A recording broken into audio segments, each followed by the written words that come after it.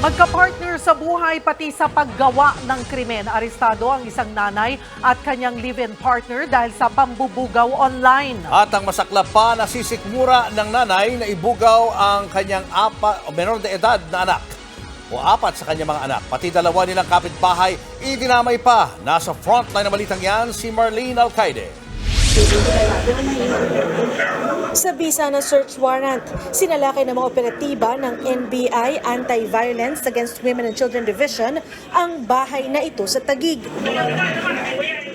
Target nila ang bentahan umano na malalaswang litrato at video ng mga bata online.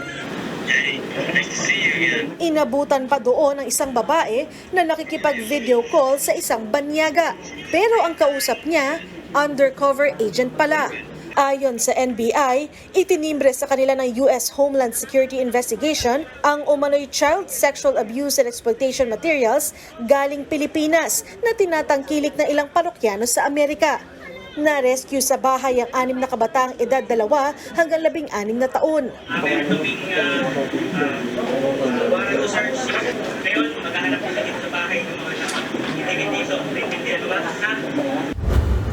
Inaresto naman si alias Rona na napag-alamang ina ng 4 sa mga nasagip na minor de edad. Inamin niyang pinaghubad niya ang minor de edad sa harap ng mga foreigner online. Pero katwiran niya, isang beses lang ito nangyari at nagawa lang raw niya ito dahil sa hirap ng buhay. Nawalan po kasi siya ng trabaho kaya ako po nagawa yun. Tsaka hindi rin po rin ako makakapaghanap ng trabaho kasi maliliit pa po yung anak ko. Bukod sa 4 na anak, ibinubugaw din daw ni Rona ang ilang anak ng kanyang kapitbahay. Tapos yung mga batang yun, mga parang galat din. Parang kahit saan na lang sila ano. Pero alam po ba ng magulang ng ibang bata? Hindi po. Pero hindi ko po naman po sila pinilit. Talagang kahit tanongin niyo po sila, alam nila yun. Nasa 2,000 hanggang 4,000 piso raw ang ibinabayad sa kanya kada session. Inaresto rin ang live-in partner ni Rona na si alias John John. Pero ayon sa kanya, wala siyang alam sa iligal na gawain ng kanyang kinakasama. Kung noon ko pa nalaman talaga, matagal ko na po pinatigil sana ang asawa ko. Sana po bigyan po kami ng chance na makapagbago, mapagsimula ulit. Pero sa investigasyon ng NBI, lumalabas na tumatanggap din daw ng pera ang lalaki mula sa kanilang mga parokyano. Sa investigation namin ay alam niya ang mga nangyayari. May instance pa nga daw, sabi ng mga bata ay yung mga kapitbahay siya ang sumusundo.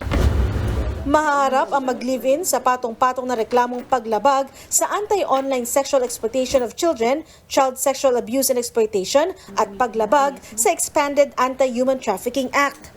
May dagdag na kasong rape naman si alias John John matapos magsumbong ang isa sa mga na-rescue na ginahasa umano siya nito. Itinurn over naman sa DSWD ang mga nasagip na minor de edad.